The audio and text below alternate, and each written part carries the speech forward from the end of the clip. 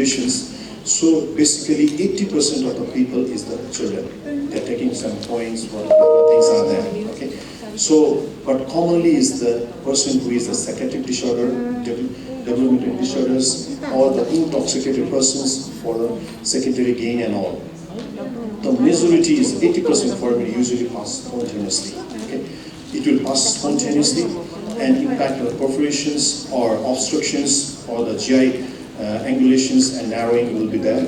Okay? Except if there is sometimes if you have when you're taking your fish bones and all, okay, a risk of complications after injections. Okay? So there is one case report.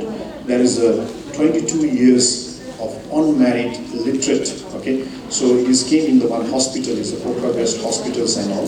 There's 2 months durations. Okay, there is a GI endoscopy and all was done. And so basically, I want to show you over here is the.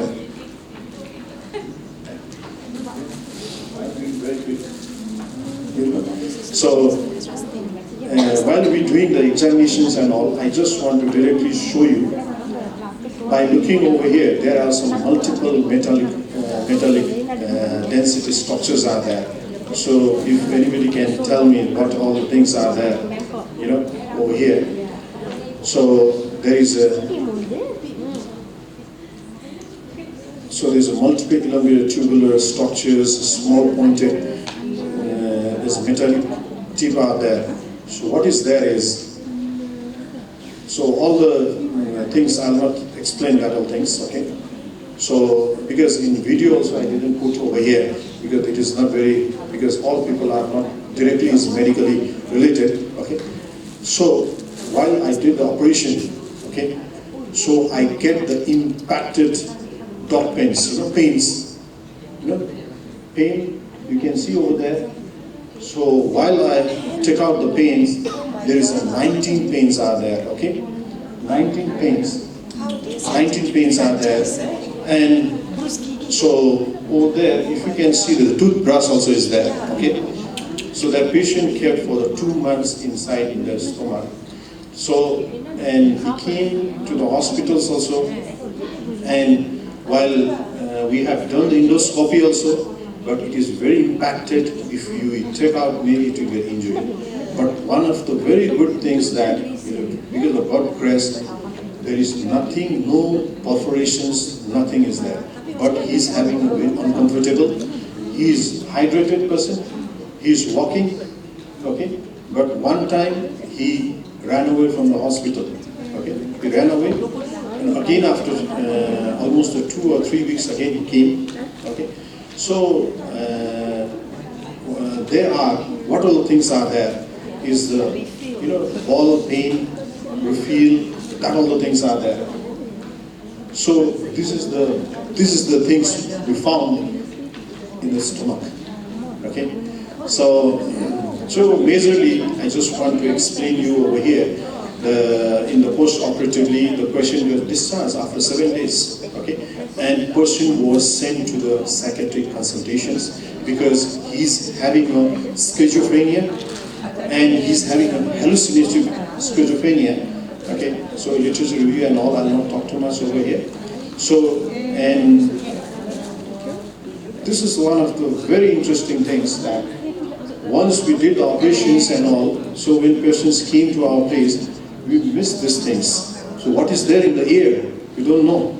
So we saw the patient himself is telling that because somebody is talking, every time somebody is talking from the backside and hallucinative, and he put the glue, super glue inside his ear that somebody should not talk with him. Yeah? So later on we also take out, patient himself is telling us to please take out this foreign body or super glue and all. So I just want to tell about this case study is that because as in the starting also our President Dr. Amir sir and all our pro-chancellors and all, everybody has told that. So it is the discipline. Yeah. So we learned today is the discipline. So that discipline still I'm continuing my discipline that research as well in the clinical way. So we should care our patient. We should care our patient because as this patient is a psychiatric, so because we should not avoid the psychological intervention and we should not avoid the psychiatric even in our family members. Yeah? So there is a lot of people is having now psychiatric problem. As I'm a surgeon, I should not talk too much about the psychiatric, but we found such kind of case, just I'm sharing with you all. Okay, thank you. So if you have any questions, please go ahead, please. Thank you so much, Prof. Sanjay. It's such a very interesting topic and thoughtful for us. Okay, without further ado, we'd like to call upon our next presenter. Okay, thank you. Okay, so for our next presenter, who is Dr. Prakash Paudil. Okay. Dr. Prakash Paudil is a consultant pulmonologist from he is also a medical director from Nepal National Hospital, Nepal.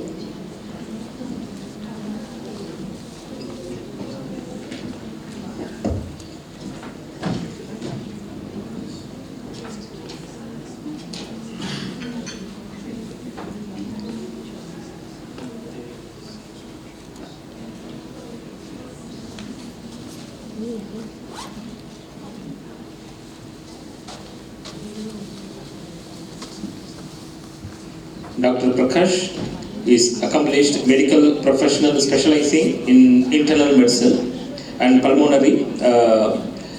Is currently as a consultant, is a medical director at the Nepal National Hospital. Dr.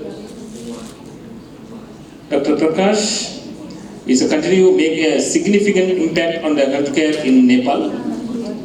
Also, Dr. Prakash is education start from is a Kathmandu Medical College, is a Nepal, post-graduations from China, and he committed his community services and with a wide range of country services. With the pleasure, I welcome Dr. Prakash. The floor is yours. Please go on the presentation. Thank you. Thank you so much. Good morning. I think we are into the afternoon. We are very late in this program, so I would like to get much of your time and warm greetings from Nepal. I'm Dr. Prakash Paudil, and as you see in my picture, these are the toys which I play every day with. I'm a pulmonologist, and my job is to put patients into the ventilator and take them out of that.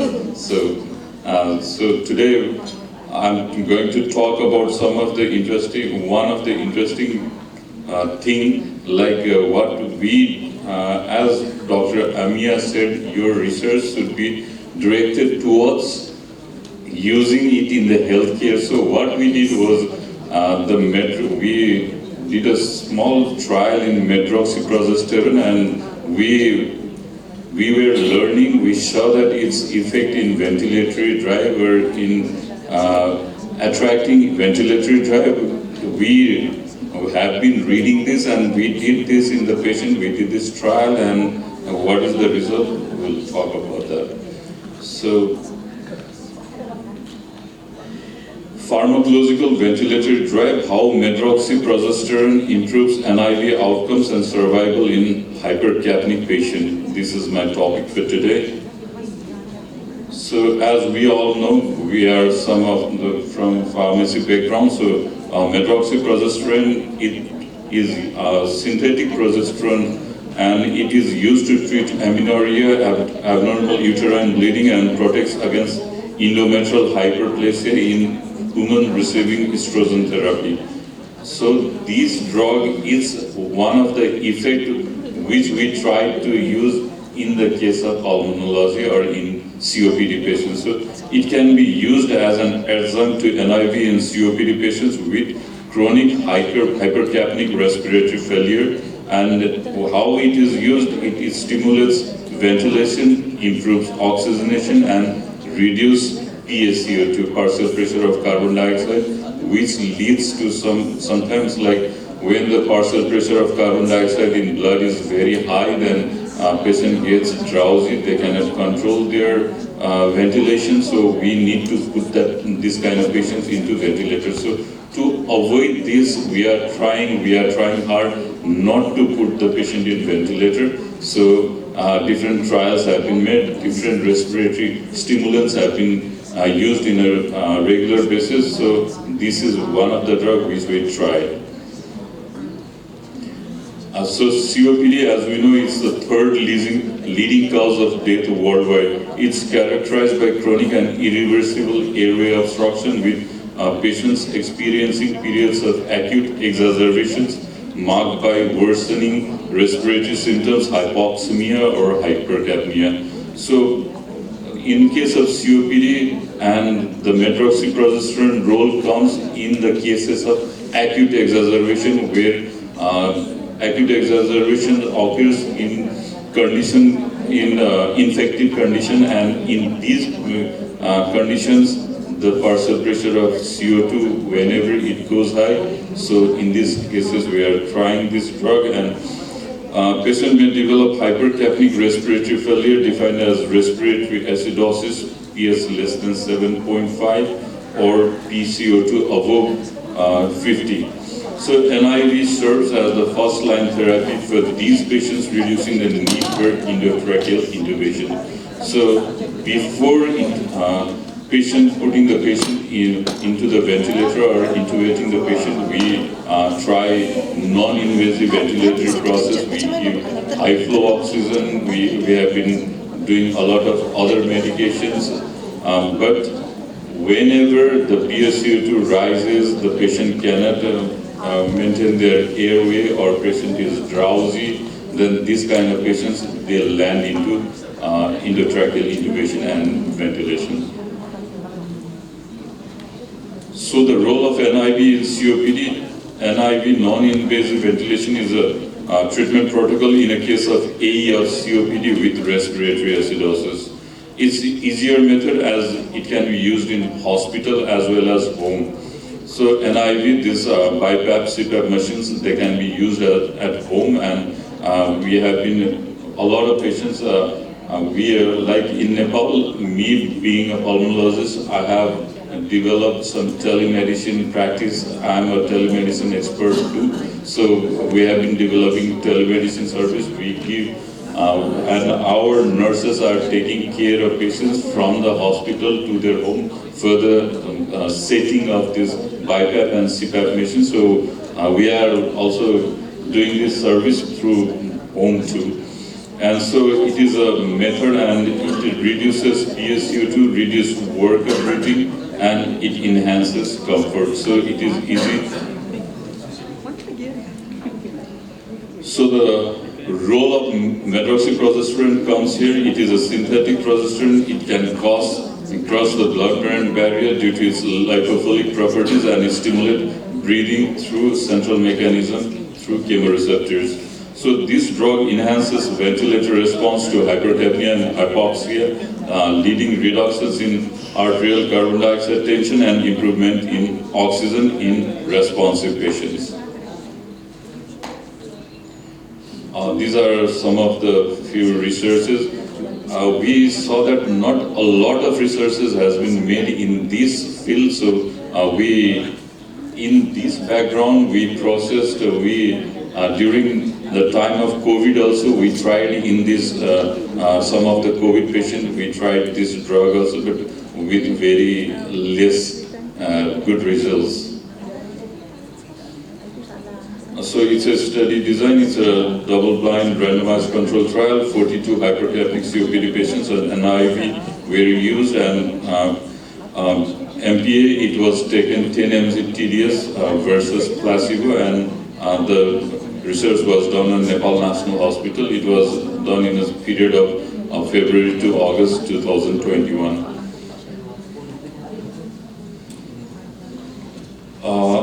Medroxyprogesterone, its adjunct role of MPA in hypercapnic COPD patients, its effect on ventilatory drive and PSCO2, and the interesting thing was, like previously, what we reviewed the research from 1980s. Few studies were done in America, Iran, and a huge study was done in Iran. Almost 20,000 patients were taken, and on that background we also started, and they had this not very convincing result, but some role were there and some beneficial role were seen. But on that background, we also tried the trial, and we also have not very convincing results. We will talk about that results later on. And inclusion criteria, COPD diagnosis gold criteria, hypercapnic respiratory failure, those patients were included in this, and the ones which has FEV1 by FEC less than 0.7, moderate to COPD according in the basis of GOLS criteria of COPD, and PaCO2 more than 50 or with or without hypoxemia. And the ones were excluded were pregnant, the ladies with pregnancy or lactation, respiratory conditions, NIV intolerance. Sometimes NIV non-invasive ventilation intolerance is there. The ones who cannot hold because the mask is very difficult to wear, and some patients they deny it because of claustrophobia or some facial deformities or some kind of intolerance. This kind of things were there, and the ones who had disseminated bronchiectasis because they had the chance of rising PaCO2 already, so those patients were excluded. The history of NIV at home, the ones who were already taking NIV, they were excluded. Tracheostomy, use of sedatives, these were the things. Dr. Prakash, probably you can conclude in 3 minutes more. Sure. Thank you. So the typical dose was 20 to 48 milligram per day, and administration route, okay, we don't go in this. So common side effects of this drug is, this is weight gain, menstrual irregularities, fluid retention, or mood changes. These are common side effects which we encounter while using this drug. And the significant contraindication was pregnancy or active thromboembolic disorders. The ones who had DVT or pulmonary embolism, we could not use this. And the limitation of this was no overall survival benefit, no reduction. So what we found, or what are the things that limited the use of this drug, was no overall survival benefit was there. Yeah, it reduced PaCO2 level, but not in a very significant level, so that the number of hospital stay couldn't be reduced, or the ICU transfer rate was also not very much reduced, or the ones which might read endotracheal intubation was also not reduced. So conclusion, what we got is MQA is an add-on to NIV in hypercapnic COPD. Research shows no significant benefit over placebo for NIV. Challenges early assumptions about its effectiveness. So its effectiveness, which was assumed earlier, there went a huge challenge, and only slight improvement in ventilator drive, NIV outcomes, and survival. So this lead to future research, which indication of special patient phenotype that may benefit from MPA therapy or combination therapy with other respiratory stimulants like acetazolamide or doxapram, which might have more benefit than the single drug alone, or maybe the alternative dosing regimens. So these are a few of the interventions which we had in Nepal National Hospitals. We use NIV as BiPAP, CPAP, or through the ventilator through NIV mode. This is the Cardiff, which we have been using DPRI, that is medroxyprogesterone, and we use 10 mg TDS with restricted benefit.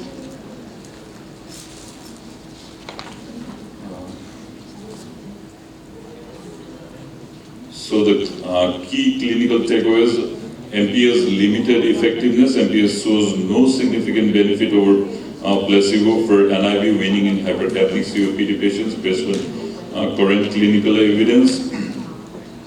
Patient selection criteria: careful patient selection is crucial as MPA response varies significantly across different COPD phenotypes and severity levels. NIV remains primary therapy. Non-invasive ventilation continues to be the gold standard treatment approach for managing hypercapnic respiratory failure, and need for further research. Additional randomized controlled trials are required to identify potential subgroups that might benefit from MPA therapy. So this is the basic things of what we did, and this allowed us to lead that more research is needed in this field, because we were excited about the results, so that me being a pulmonologist, we could decrease the rate of ventilation, but with the limited role of this drug. Okay, thank you so much. Very interesting presentations. Anybody have questions? Audience? Maybe one or two questions? No? Not allowed. Thank you. Okay. So that's all the time we have for our keynote lectures. So I pass the stage to our MC, Ms. Vishal. Thank you, Dr. Elena. Thank you, Professor Vetri Selvan. May I call upon all the plenary lecturers, Dr. Neil Mandura, Professor Dr. Sandeep Shrestha, and Dr. Prakash Paudel to the stage to receive the memento of appreciation. We would like Dr. Elena and Dr. Vetri Selvan to pass over. May I call upon to the stage as well Professor Dato Dr. Hajar Bibi Furaina Abdullah, I will submit it to our international scopus, accompanied by Dr. Sandeep Podar, to present the memento of appreciation to all our plenary lecturers.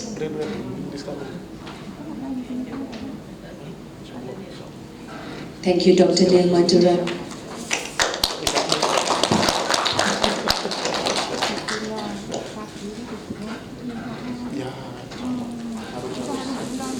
Thank you, Dr. Sandeep Shrestha.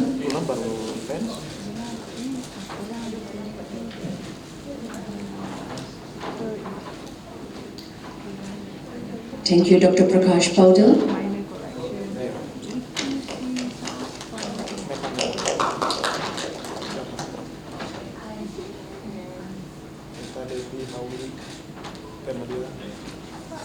Also the chairperson,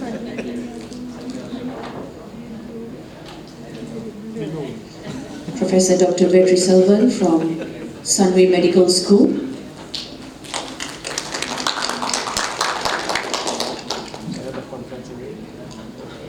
And to Dr. Elena Abdullah from Lincoln University College.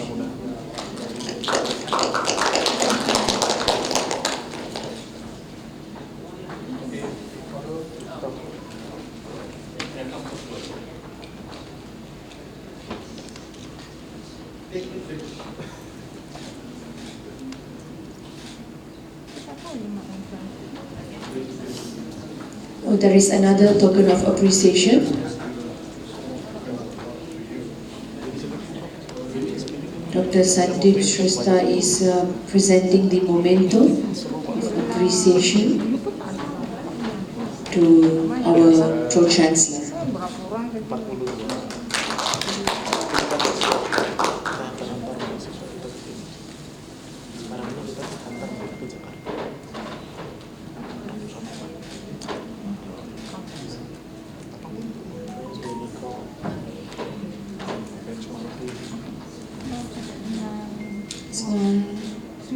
Thank you very much. Also,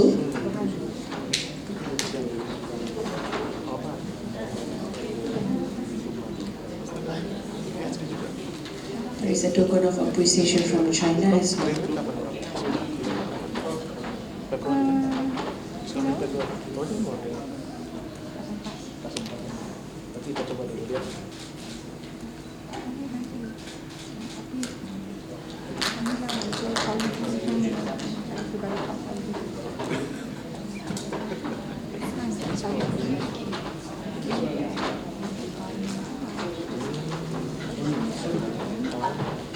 Presenting of the certificates to Dr. Neil Mandura.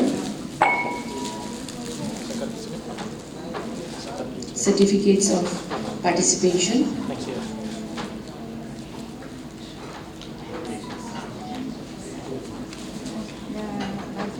Certificate of participation to Dr. Sandeep Shrestha.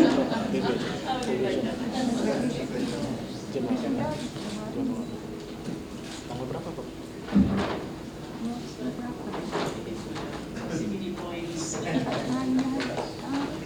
Certificate of participation to Dr. Prakash Paudel. Sudah full. Certificate of participation to our session chairperson.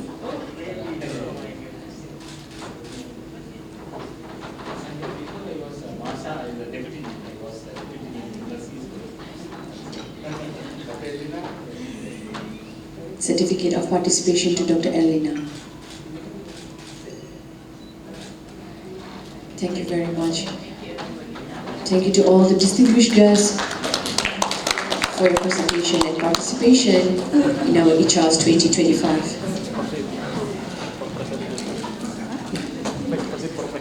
Ladies and gentlemen, we are moving to the open paper session. This is venue hall 1. May I call upon the session chairperson, Dr. N.S. Rita Dwi Pritiwi, the Head of Research and Intellectual Property Rights Center, Stickers Widya Dharma, Husada Tangerang, Indonesia.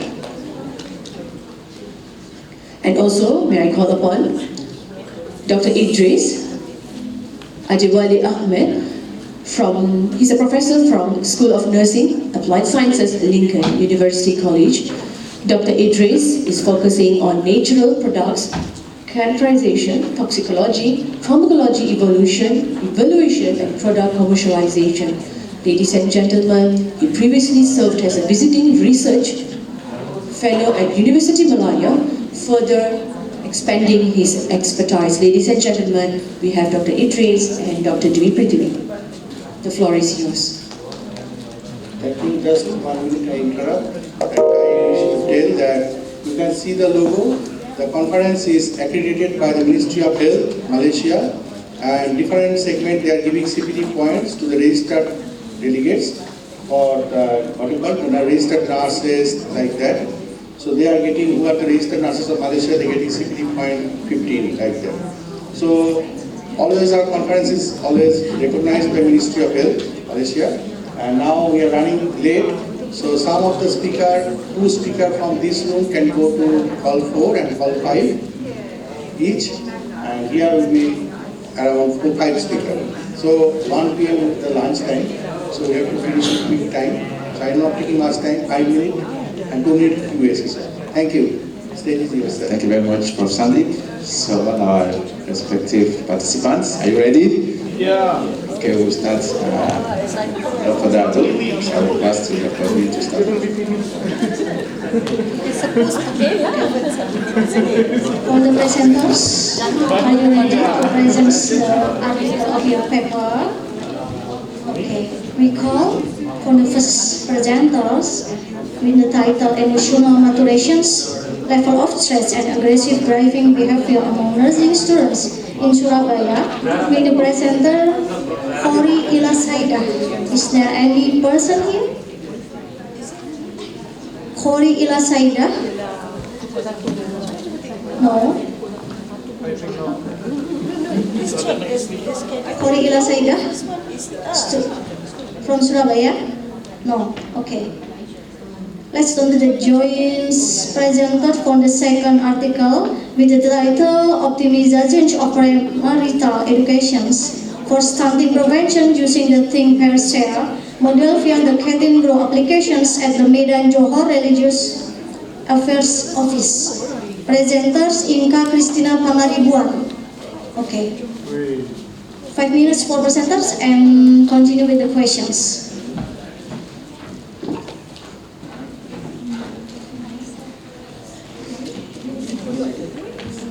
Miss Fagila.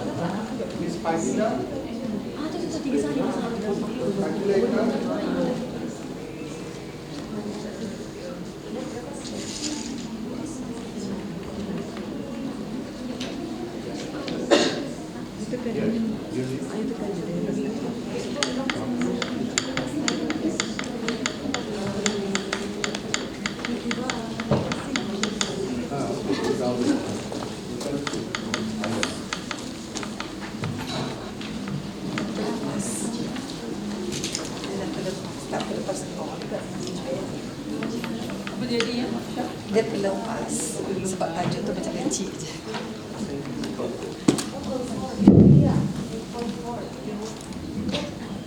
Okay, thank you for this time.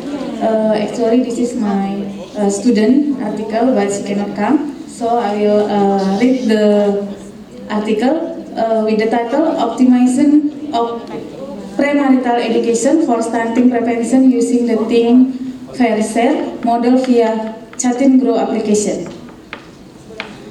This is the introduction. According to the World Health Organization, that 23.2 children in Indonesia have stunting, and for Sustainable Social and Government Index in Sumatera Utara, 21.1%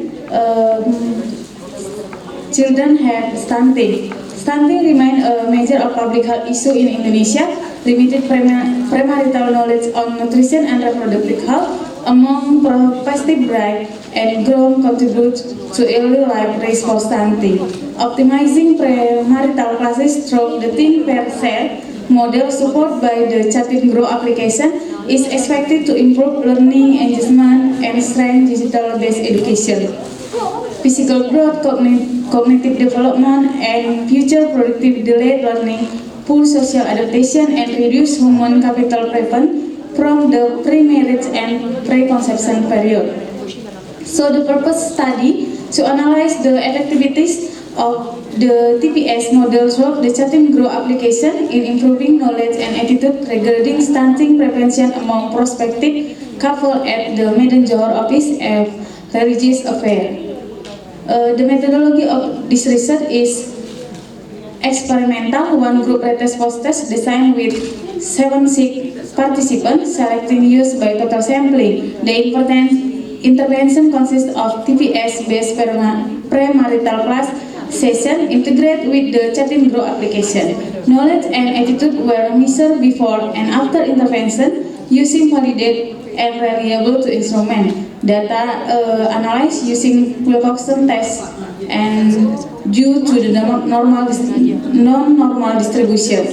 And this is the procedure of research. The intervention was conducted through premarital education using the TPS model via Chatin Grow application, consisting of 8 sessions: 1. Introduction to the stunting prevention and importance of health preconception; 2. Enhancing knowledge on nutrition, reproductive health, stunting risk factor; 3. Sharing personal experience and insight through TPS activities; 4. Practicing decision making and problem solving related to preconception care, learning from model case study to strength self-efficacy; 6. Identify barriers and development strategies through peer group support; and 7. Reflecting and affirming commitment to healthy behavior; and the last, evaluating the benefit, challenge, and sustainability of preconception health practice. So this is the data analysis. This study employed by pre-experimental, one group post-test and post-test designed with 76 participants, select using by total sampling, and data analyzed using Wilcoxon test. There was so this is the result and discussion. There was a significant improvement in both knowledge and attitude score after TPS intervention. So the Chatin Grow with p-value 0.001. The mean age knowledge score increased from 12.45 than before, and in attitude score increased from 38.12 so that 44.89. So the conclusion of implication for this research is the application TPS model delivered to the Chatin Grow application effective to improve the knowledge and attitude of prospective couple regarding stunting prevention. This finding implies that integrating digital interactive learning into premarital education program can enhance participant engagement, understanding, and guidelines for adopting healthy preconception practice. It is the recommended for religious affair office and related to institution adopt such technology-based approach to strengthen the reach and impact of stunting prevention effort. Thank you, and I give to. Thank you. Okay. Any questions? No, thank you. Can proceed. Maybe just one question. So can you just tell us the social impact of this study? So what do you think is the social impact of the study? Once more. I mean, the social impact of the study. Okay, social impact in this research, this is a novelty from the research is by, from this research we have one application, it's that Chatting Grow, from Chatting Grow,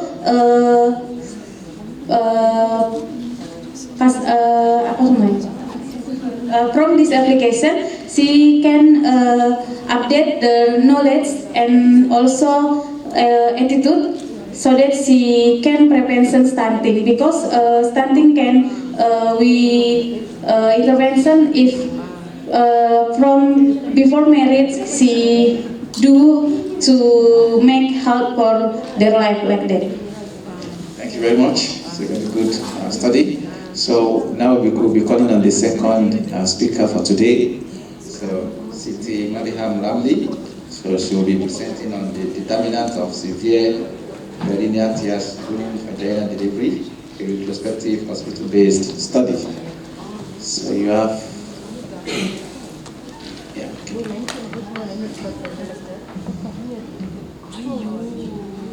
So you have 5 minutes to present your study.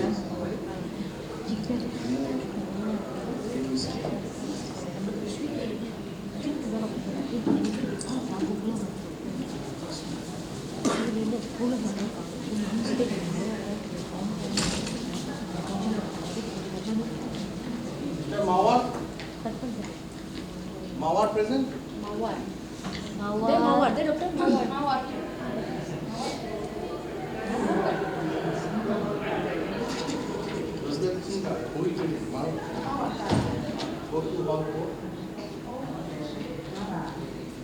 Okay, Assalamualaikum warahmatullahi wabarakatuh, and very good evening to everyone. Childbirth is expected to be a joyful experience. However, for some women it becomes traumatic due to severe perineal tears, also known as obstetric anal sphincter injuries or OSCs. Today, I'm Siti Mariam binti Ramli. I will be presenting our research regarding determinants of severe perineal tears during vaginal deliveries, a retrospective hospital-based studies. Severe perineal tear during vaginal delivery, particularly obstetric anal sphincter injuries, which is OSCs, are a major cause of maternal morbidity despite advances in obstetric care. These injuries can lead to serious immediate and long-term complications, including pain, bleeding, infection, anal and urinary incontinence, pelvic floor dysfunction, sexual difficulties, and psychological distress, which significantly impair women's quality of life and functional ability. The occurrence of severe perineal tears is influenced by multiple maternal, fetal, and obstetric factors, such as instrumental deliveries, prolonged labor, primary parity, large fetal size, labor induction, shoulder dystocia, and midline episiotomy. However, their impact varies across population and healthcare settings. There is limited local evidence, particularly in public hospital setting, highlights the need for context-specific research to identify key determinants and inform preventive strategies, improve intrapartum care, and reduce maternity morbidity. This study is to describe the profile of women who experience severe perineal tears in a public hospital in Terengganu. Okay, this was a retrospective study conducted at a public hospital in Terengganu, examining medical record from January to December 2024. The total number of vaginal deliveries during this period was 15,196, out of which 45 cases of OASIS were identified. And we obtained an ethical approval from the authorities. A structured case report form, CRS, was used to collect the data, and descriptive statistic were employed to analyze the factors that contribute to the OASIS.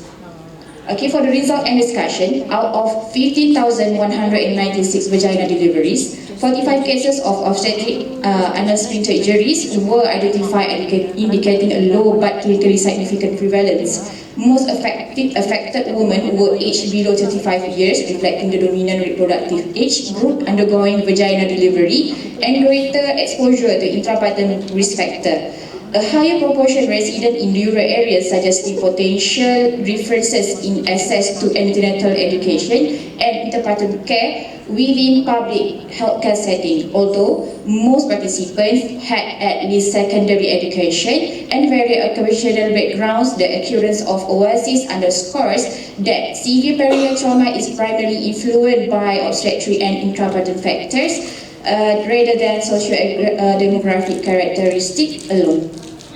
And then, the obstetric characteristics of women with obstetric anal sphincter injuries indicate that most cases occur among primigravida women and those delivering at term, particularly between 38 to 39 weeks of gestation. Although all participants attended antenatal care, OASIS still occur, highlighting the dominant influence of intrapartum factors.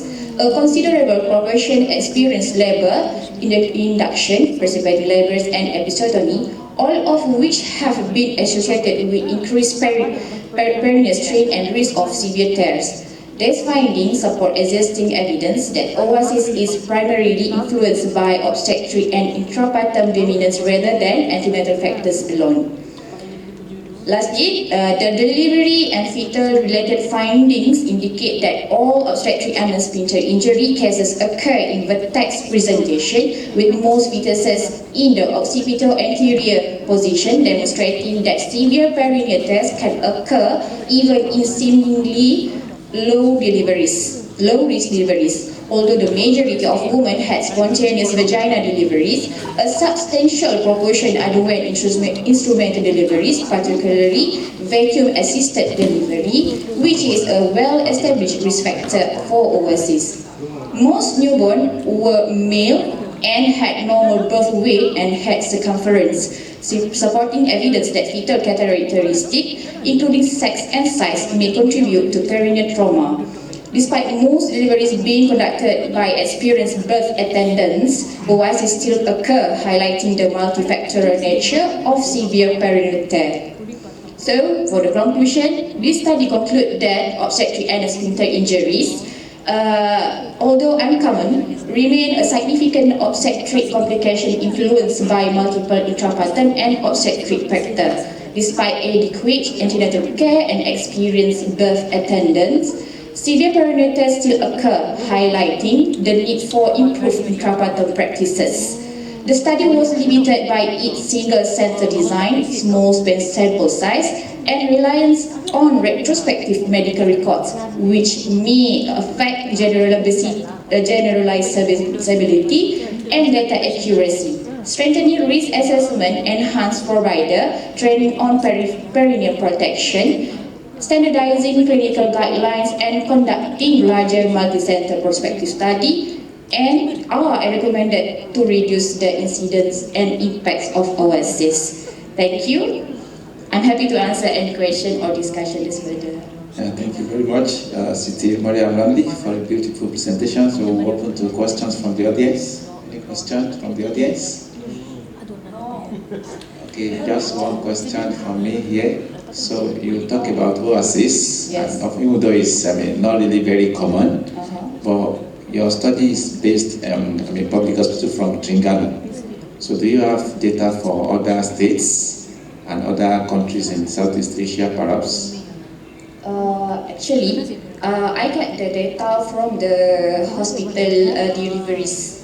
Every month they got data for deliveries, and I tried to get the actual data, and then I got that I have to sort off all the deliveries, which is vagina deliveries, and I got 45 mother which had overseas.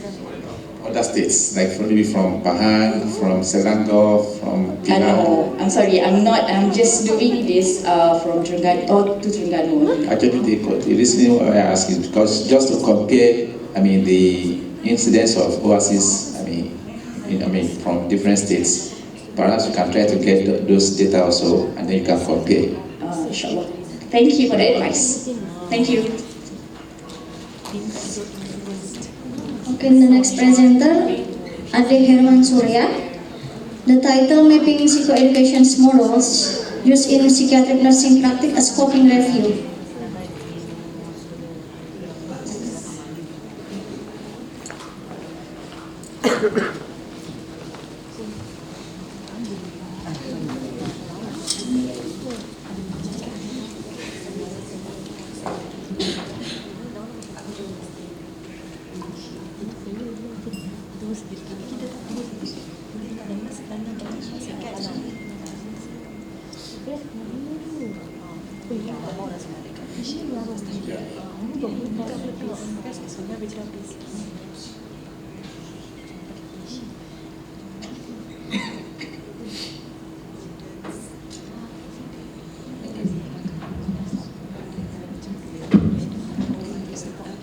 Bismillahirrahmanirrahim. Assalamualaikum warahmatullahi wabarakatuh.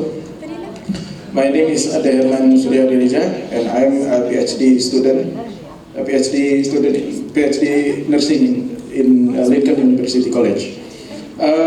My research, and I would like to presenting my scoping review research. The title is Mapping Psychoeducation Models Used in Psychiatric Nursing Practice, Scoping Review. If we see in this chart that Indonesia has highest incidence in schizophrenia. Maybe that also because of the Indonesia is the big population between other countries in Southeast Asia. Schizophrenia affects 24 million people globally and remains one of the top cause of long-term disability. Indonesia prevalence reaches 7 per 1,000 households, with families becoming the primary caregivers. And then caregivers often experience high burden, stress, and limited coping skills, especially in managing relapse, communication, and crisis situation. Evidence shows that 40 to 60% of caregivers face moderate, severe psychological burden, and 50% of patient relapse are linked to insufficient family psychoeducation. Access to structured psychoeducation in Indonesia remains limited due to lack of trained personnel, time constraint, and stigma. With smartphone penetration more than 80%, digital psychoeducation offers a flexible, accessible, and scalable solution to strengthen caregiver coping mechanism. And this is my purpose of study, to map the range of psychoeducation model used in psychiatric nursing practice globally, to identify the theoretical foundation, components, and delivery formats of existing psychoeducation models, to describe outcomes associated with psychoeducation intervention delivered to patient and caregivers, to highlight gaps, inconsistencies, and variation in conceptualization and implementation across inpatient, outpatient, community, and digital setting, to inform the future research, policy development, and psychiatric nursing practice by providing an organized overview of psychoeducation models. The methods in this study is a scoping review. There are 5 steps: identification of research question. PCC framework was used in this study. The P is patient.